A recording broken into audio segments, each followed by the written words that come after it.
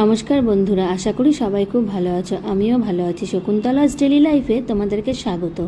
আজকে দেখো চলে এসেছি আমি তোমাদের কাছে পোলাওয়ের রেসিপি নিয়ে। হঠাৎই রাতের বেলা মেয়ে বলল পোলাও খাবে, তো আমি রান্না শুরু করে দিলাম। কারণ আমাদের বাড়িতে এখন ভেজ 15 ডেজ ভেজ, তাই আমরা একটু অন্যরকম খাওয়ার চেষ্টা করছি। এটা হচ্ছে বাসন্তী পোলাও, আর এই পোলাওটা আমি ভীষণ ভালোবাসি, আমার বাচ্চারাও। আর এইদিকে যে জলটা ফুটছে এটা হচ্ছে পোলাওয়ের জল, এর মধ্যে কিছু মশলা দেওয়া আছে। তারপরে দেখো এই জলটা ছেঁকে নিব, ছেঁকে নিয়ে আমি পোলাওয়ের মধ্যে এই জলটা দিয়ে দেব। আসলে এটা ননভেজ হিসেবেও খুব ভালো হয়, আমি করি পেঁয়াজ দিয়ে। তো এখন যেহেতু নিরামিষ, ওই জন্য আমি নিরামিষই করছি। আর আমার দুই মেয়ে ভীষণ ভালোবাসে, আর আমিও খুব ভালোবাসি।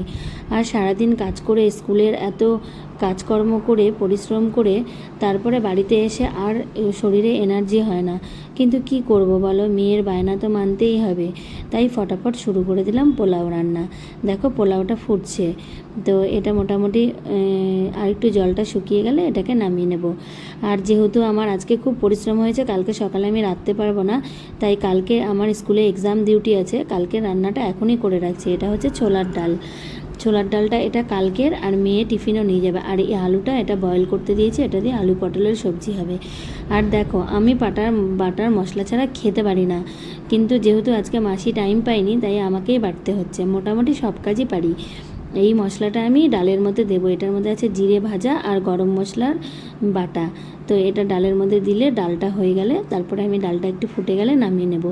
এই যে দেখছো ডাল, ছোলার ডাল আর আলু পটলের সবজি এটা হচ্ছে আমার কালকের জন্য। আসলে আমাকে খুব সকালে বড় মেয়েকে স্কুলে পাঠিয়ে আবার আমাকে সব কাজকর্ম করে যেতে হয়। ভাবছিলাম কালকে একটু রেস্ট করব, আর একটা কেকের অর্ডারও ছিল, সেই জন্য আমি পরের দিনের রান্নাটা আজকেই করে রাখছি। কালকে সকালবেলা সব ফুটিয়ে নেব, হয়ে যাবে। এই দেখো আমি এখন ডালটা ফোড়ন দিয়ে দিলাম। তো ডালটা ফোড়ন দেওয়া হয়ে গেলে আমি পরবর্তী আইটেমে যাব। আর সত্যি বলতে কিছুদিন ধরে আমার এত ধকল যাচ্ছে, শরীরটা আর চলছে না। এই যে আলু পটলের সবজি আলু পটলের সবজির মশলা সব বাটা মশলা। আর যেহেতু তেল এখন খাওয়া ভালো না, হেলথের পক্ষে ক্ষতি, তাই তোমরা এইভাবে আলু পটলের সবজিটা ট্রাই করতে পারো। আলুটাকে একটু বয়েল করে নিয়ে তারপরে অল্প তেল দিয়ে, অল্প তেলের মধ্যে আলুটা ভাজা ভাজা করে তারপরে পটলগুলো একটু ভেজে রাখতে হবে। আমি পটলটা আগেই ভেজে রেখেছিলাম, তো তোমাদেরকে দেখাতে ভুলে গেছিলাম, তাই দেখাচ্ছি। এই যে পটলটা মোটামুটি ভাজা হয়ে গেছে। পটলটা ভাজা হয়ে গেলে তারপরে ফোড়ন দিয়ে আলু দিয়ে তারপরে মশলা দিয়ে কষিয়ে নামিয়ে নেব। তো এটাতে এই দেখো আলুর মধ্যে অলরেডি মশলাও দিয়ে দিয়েছি, কষা হচ্ছে। আর মশলাটার মধ্যে ছিল শুধু আদা আর লঙ্কা, আর তো জিরাটা ভেজে রেখেছি, ওটা আমি পরে দেবো। তোমাদেরকে আজকে একটা কথা বলে দিচ্ছি বন্ধুরা, আমি যদি এটাতে কাঁচা মশলা দিতাম, কাঁচা জিরা বাটা দিতাম, তো আমার অনেকটা তেল লাগতো। আর তেল খাওয়া তো ক্ষতি, যতটা কম তেলে খাওয়া যায় ততটাই ভালো। তো তোমরাও এইভাবে ট্রাই করে দেখতে পারো যে কম তেলে কত সুন্দর আলু পটলের সবজি হয়। এই দেখো মোটামুটি সব কষা হয়ে গেছে। এইবার আমি এর মধ্যে জল দিয়ে দেব। জল দিয়ে ঝোল ফুটলে আমি এর মধ্যে একটু গরম মশলাটা, এই যে জিরে ভাজার মশলাটা দিয়ে দিলাম। এটা দিয়ে তারপরে একটু যখন ঘন হয়ে যাবে, তখন আমি ওর মধ্যে গরম মশলার বাটা দিয়ে নামিয়ে নেব। খেতে ভীষণ টেস্ট হয় নিরামিষভাবে।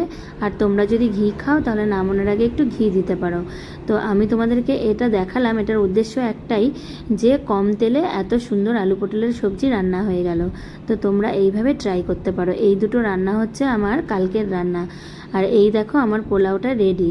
এইবার আজকে এই অবধিই বন্ধুরা, টাটা বাই বাই, আবার দেখা হবে।